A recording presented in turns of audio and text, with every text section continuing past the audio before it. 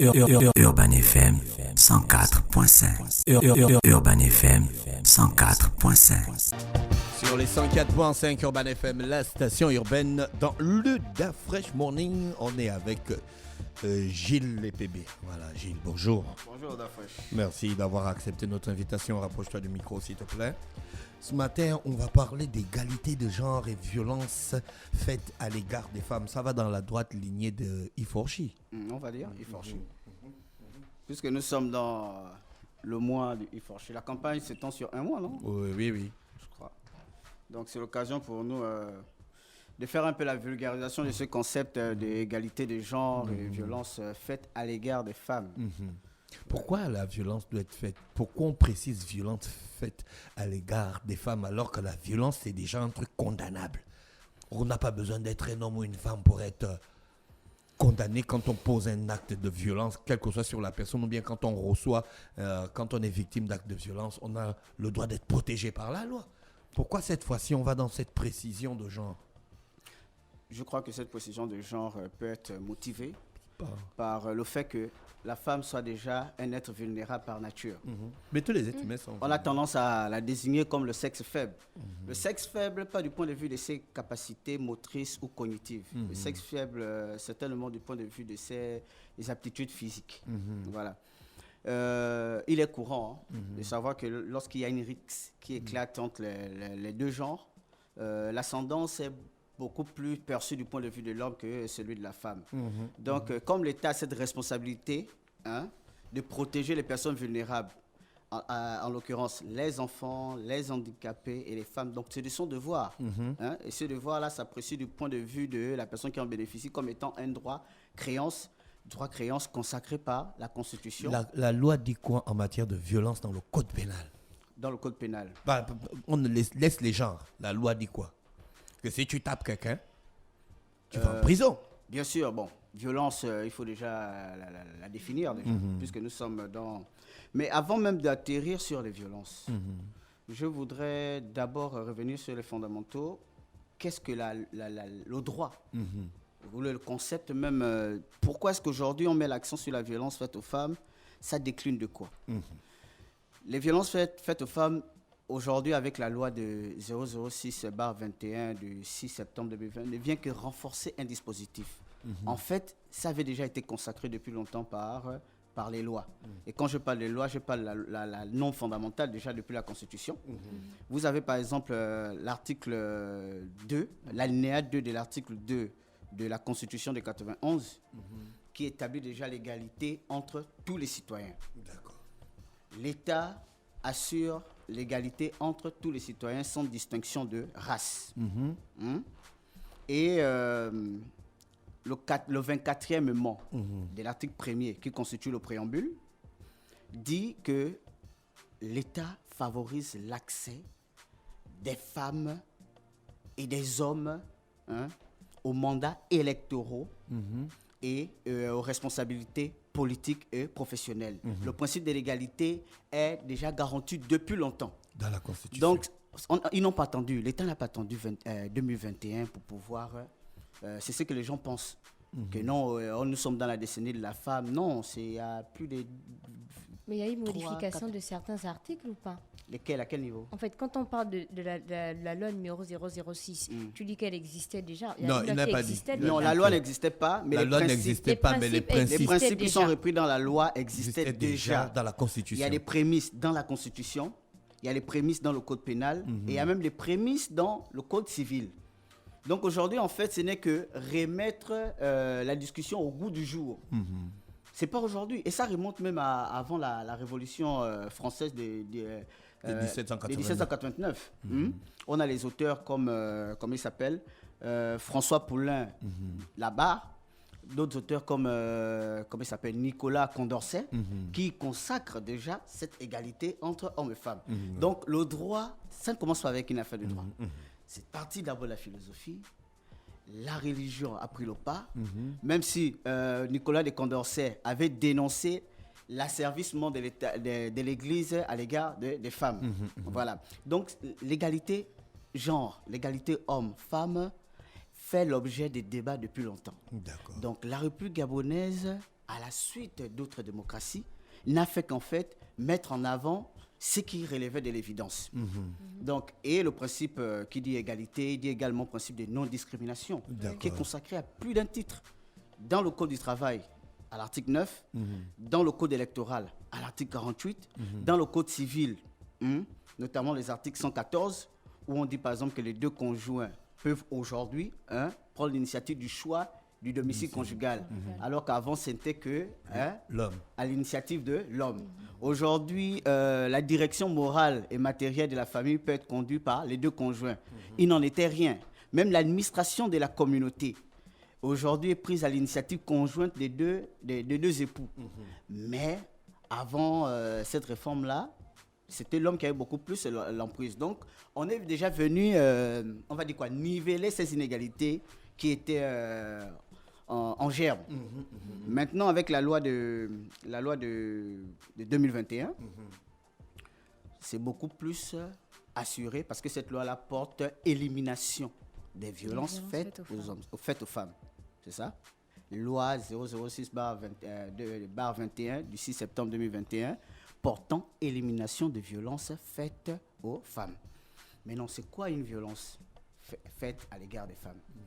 Une violence faite à l'égard des femmes est tout acte de violence exercé sur une femme et qui est susceptible d'entraîner des dommages ou des souffrances de nature physique, sexuelle, psychologique, économique ou compris même dans le cadre d'une simple menace de violence, une contrainte ou encore une privation arbitraire d'une liberté publique ou privée.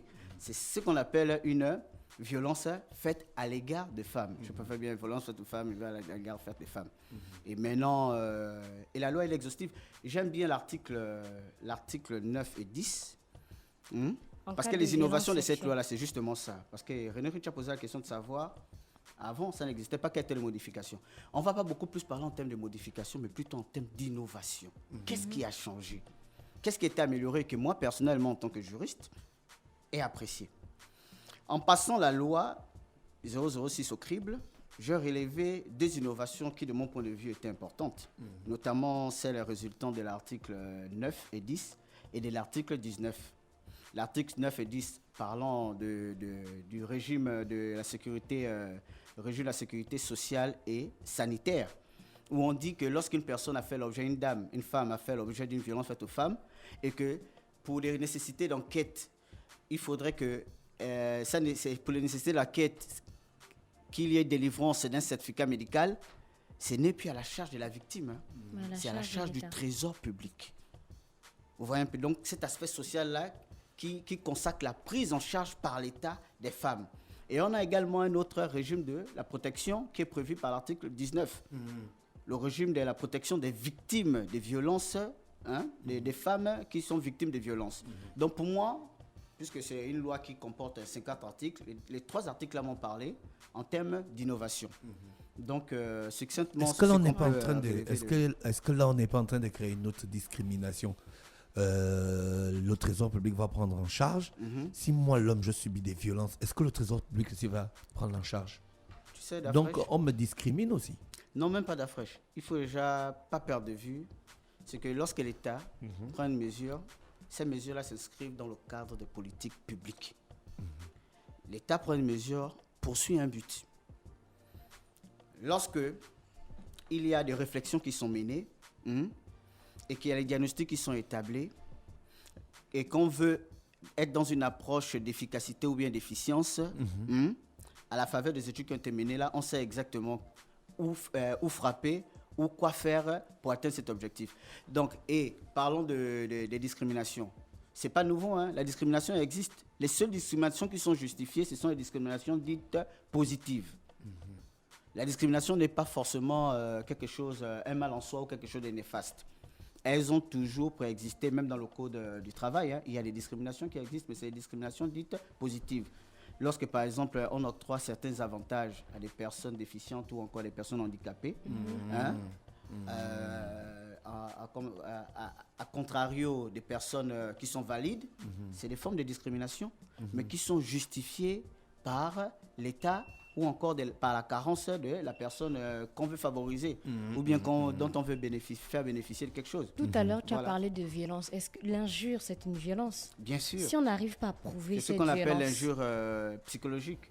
L'injure est une violence. Si je n'arrive pas à prouver cette violence, comment on fait? Bon, maintenant, tout ce Mais je subis, en fait. Si je subis une violence que je n'arrive pas à prouver. Bon, là, maintenant, il faut rentrer dans le droit de la preuve. Comment est-ce que la preuve s'administre? La preuve s'administre par tout moyen. Nous avons des mots de preuve parfaits, des mots de preuve imparfaits. Dans les mots de preuve parfaits, c'est les écrits. Et ce qui est imparfait, il y a les témoignages et autres. Voilà. De probation. Et il arrive des circonstances où, effectivement, la preuve ne peut pas être rapportée. Hein? C'est là où s'ouvre une enquête. Dès que vous, en tant que demandeur ou encore accusateur, vous ne pouvez pas faire la preuve, s'il s'ouvre une instruction, parce que nous sommes en matière pénale, s'il s'ouvre une instruction, on peut ouvrir une enquête pour caractériser en fait l'acte que vous avez subi, si il est avéré ou supposé. Est-ce que tu penses que ce genre on appelle ça comment, d'innovation juridique peut participer au changement de mentalité? Changement de mentalité du point de vue de qui? Du point de vue de la société. De la société. Oui, c'est possible. Pourquoi? Parce qu'il faut déjà revenir aux fondamentaux. Le bien fondé du droit pénal. Le droit pénal n'a pas seulement un caractère répressif. Le droit pénal a un caractère préventif et dissuasif. Si on peut davantage décourager les indélicats à commettre un forfait, c'est déjà un but pour une victoire pour la société. D'accord. Sur la recrudescence des infractions et des crimes. Donc je pense que ces genres de dispositifs, lorsqu'ils sont renforcés ou bien lorsqu'ils sont mis en avant, peuvent concourir à la dissuasion des indélicats qui auront tendance à commettre ces indélicats. Autre chose, oui. Je voulais revenir sur... Oui, René, quelqu'un t'a posé une question qui te fait rire. Il y a un auditeur envoyé une question. En fait, la dernière fois, tu vois, je pense à Lignan, il y a un monsieur qui s'est plaint qu'il a perdu sa maison alors que la femme a demandé le divorce. Je ne sais pas si tu te rappelles, en fait. Comment c'est possible? Si la femme demande le divorce et après elle garde la maison. Elle demande le divorce. Mais si le divorce est prononcé aux entiers torts du mari, c'est normal, hein? Puisque si son mari, c'est la communauté des biens.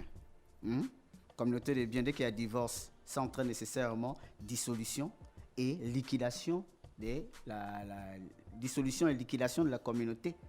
Et là, c'est le pouvoir du juge. C'est le juge qui apprécie quelles sont les mesures à prescrire qui iront dans le sens du droit ou encore dans le sens de l'équité.